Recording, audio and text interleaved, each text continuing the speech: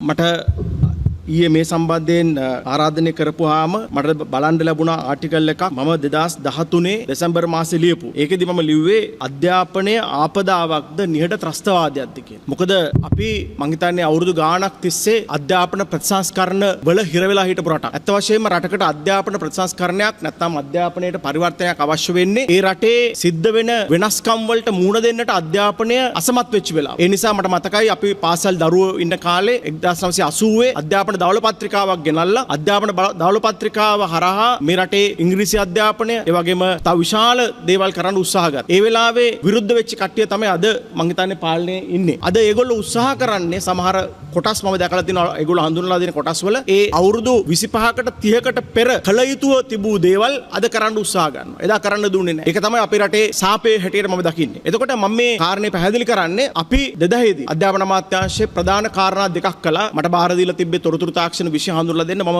සතුටු වෙනවා. ඉතාමත් කෙටි කාලයකදී අපිට පුළුවන් වුණා GIT A-level IT වගේ විෂයන් හඳුන්වලා දීලා තොරතුරු තාක්ෂණයේ මේ රටේ හැම දරුවෙකුටම ඉගෙන ගන්න අවස්ථාව උදා කරන්න. ඒ වගේම ඉංග්‍රීසි භාෂාවෙන් පාසල් අධ්‍යාපනය හුරු කරන්න. ඇයි එහෙම කරන්න ඕන? මොකද අපි පසුගිය කාලේ විශාල පරිවර්තනයකට ලෝකෙ පරතුණා. එකක් තමයි ගෝලීය විවෘත ආර්ථිකයක් නිර්මාණය වුණා. එතකොට ඊට පෙර අපිට තිබ්බේ බ්‍රිතාන්‍ය අධිරාජ්‍යවාදීන් විසින් ඔවුන්ගේ අවශ්‍යතා සඳහා හදපු ඒගොල්ලන්ගේ ප්‍රශ්න විසඳන්න තිබිච්ච අධ්‍යාපනය. නමුත් නිදහස ලබා ගත්තට පස්සේ අපිට පුළුවන් කමක් ලැබුණේ නැහැ. ඒකට ගැළපෙන විදිහට වෙනස් වෙන්න. ඊට පස්සේ 70 දශකයේදී විවෘත ආර්ථිකය ඇතිවීමත් එක්ක ගෝලීය ආර්ථිකයත් ඇතිවීමත් එක්ක විශාල ලෝක වෙනස්කම් වලට ගැළපෙන විදිහට මේ අධ්‍යාපනය වෙනස් කරන්න හැදුවා. නමුත් ඒක කරන්න දුන්නේ ඒ වගේම අපි දකිනවා මේ වන විට ඩිජිටල් කරණය හරහා තා විශාල වෙනස්කම් ලෝකේ ඇතිවීම පවතිනවා. එතකොට අද ඒ වෙනස්කම් වලට ගැළපෙන විදිහට මේ අධ්‍යාපනය වෙනස් කරන්න ඕනේ කියන කාරණේ පිළිබඳව මෙතන ඉන්න අපි සියලු දෙනාත් අපේ හාමුදුරුවෝ මේ පූජකවරු ඒ වගේම මේ අපේ වවරුන්ගේ පෙරමුණ මේ සියල්ල කැමති. නමුත් ප්‍රශ්න තියෙන්නේ මොකද්ද මේ වෙලා තියෙන්නේ? මට තේරුම් ගන්න බෑ. දැන් උදාහරණයක් ඇටියට අධ්‍යාපනය පිළිබඳව අපේ ගරු හාමුදුරුවෝ කියපු විදිහට අධ්‍යාපනය කියලා කියන්නේ යම්කිසි පරම්පරාවක තියෙන සංස්කෘතිය ඊළඟ පරම්පරාවට පවරා දීමේ ක්‍රියාවලිය. එතකොට අපේ සංස්කෘතියට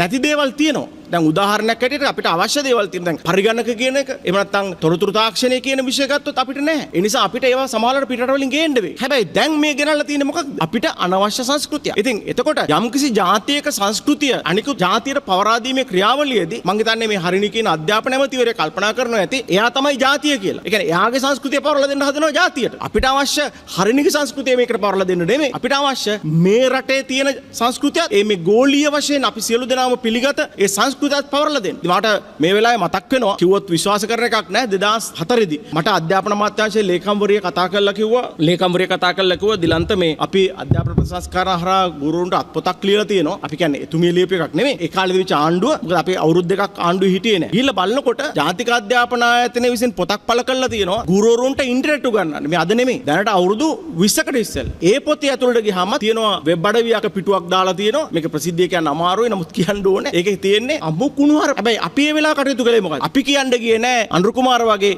මොනවා කළත් මේක අපි නවත්තන්නේ නැහැයි කියලා. අපි කරේ වැඩි ප්‍රසිද්ධ කළෙත් නෑ. පහුගිය ආණ්ඩුවට හිටපු ආණ්ඩුවට අපි බනින්න ගියෙත් නෑ. ඒ කුණුහරුප ටික අපි එහෙම මේ පොත් ටික අයින් කරලා සද්දනතු හිටියා. මොකද එහෙම කරන්න ගියා නම් මොකද වෙන්නේ? අපිට පුළුවන්කමක් ලැබෙන්නේ නෑ IT විෂය හඳුන්වලා දෙන්න. මට හිතෙන විදියට මේගොල්ලන්ට අවශ්‍යයි මේ පාසල් පද්ධතියට ස්වාභාවික මරණයක් ගේන්න. ඒ නිසා ඒ ස්වාභාවික මරණයකට මේ දැනටමත් මට ආරංචි දැන් කොළඹ පාසල් වලට ළමයි යන්නේ නෑ. එකක් ටියුෂන් යනවා. අනිත් එක තමයි ජාත්‍යන්තර පාසල් වලට යනවා. ඉතින් මම හිතන්නේ මේ අධ්‍යාපන ක්‍රමය සහ මේ අධ්‍යාපන පද්ධතිය ස්වාභාවික මරණයට ගෙනියන්න අවශ්‍ය පටපිටාව තමයි මේ හදන්නේ කියලා මට හිතෙනවා. ඉතින් මම වැඩිදුර කතා කරන්නේ මම ඉල්ලීමක් කරනවා අපි ස්තුතිවන්ත වෙමින් මවුරුන්ගේ පෙරමුණට මම හිතන්නේ ඔබ නායකත්වයේ ගන්න.